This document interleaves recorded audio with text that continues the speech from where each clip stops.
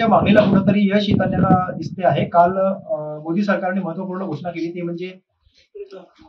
जातीनिहाय जनगणना जी आहे ती येणाऱ्या काळामध्ये जातीनिहाय जनगणना जी आहे ती करण्यात येणार असल्याचं मोदी सरकारने काल घोषणा केली। राहुल गांधी अनेक वर्षापासून अनेक महिन्यांपासून ही मागणी करत होते की एससी एसटी ओबीसी जी आहे यांची जातीनिहाय जनगणना व्हायला पाहिजे आणि जातीनिहाय जनगणना जर झाली तर त्यांचं सरकारी संस्थांमध्ये वेगवेगळ्या इन्स्टिट्यूशन्समध्ये भारत सरकारच्या वेगवेगळ्या प्रतिष्ठित संस्थांमध्ये किती प्रतिशत त्यांची टक्केवारी आहे, त्यांचे अधिकारी किती आहेत, त्यांचे पीएसयूज मध्ये त्यांची भागीदारी किती आहे हे कळेल आणि त्यामुळे जातीनिहाय जनगणना जी आहे हे महत्वाची आहे असं राहुल गांधी सातत्याने मागणी करत होते। महाराष्ट्राच्या विधानसभा असो किंवा मग इतर राज्याच्या विधानसभा निवडणुका असो या निवडणुकीमध्येही राहुल गांधी यांनी हा मुद्दा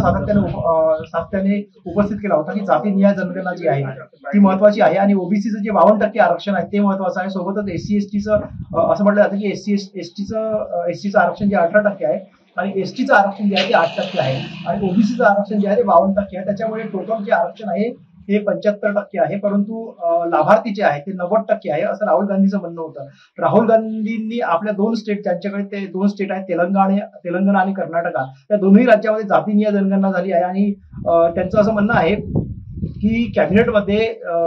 ही सेन्सेसची आकडेवारी ठेवल्या जाईल आणि आम्ही जो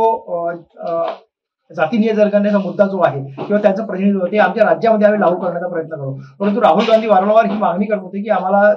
आमची जर सरकार आलं केंद्रामध्ये तर आम्ही जातीनिहाय जनगणना करू आणि या मागणीला कुठेतरी सकारात्मक पद्धतीनं मोदी सरकारने घेतलं आणि मोदी सरकारने काल महत्वपूर्ण घोषणा केली ती म्हणजे जातीनिहाय जनगणनेची। परंतु याकडे जे समीक्षक आहेत किंवा याकडे जे विरोधक आहेत किंवा मग राजकीय जे टीकाकार आहेत त्यांचं असं म्हणणं आहे की बिहार विधानसभेच्या ज्या निवडणुका आहेत आणि वेस्ट बंगाल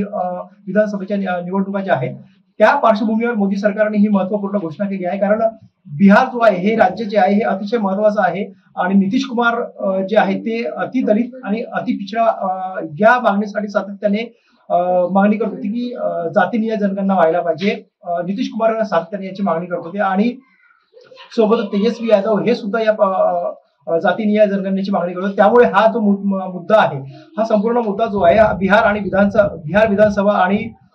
वेस्ट बंगालच्या ज्या विधानसभा निवडणुका होणार आहेत ज्या ऑक्टोबरमध्ये नोव्हेंबर महिन्यामध्ये त्या निवडणुका लागणार आहेत या सगळ्या बाबींकडे निवडणुकीच्या दृष्टिकोनातून विरोधक आणि टीकाकार बघत आहेत।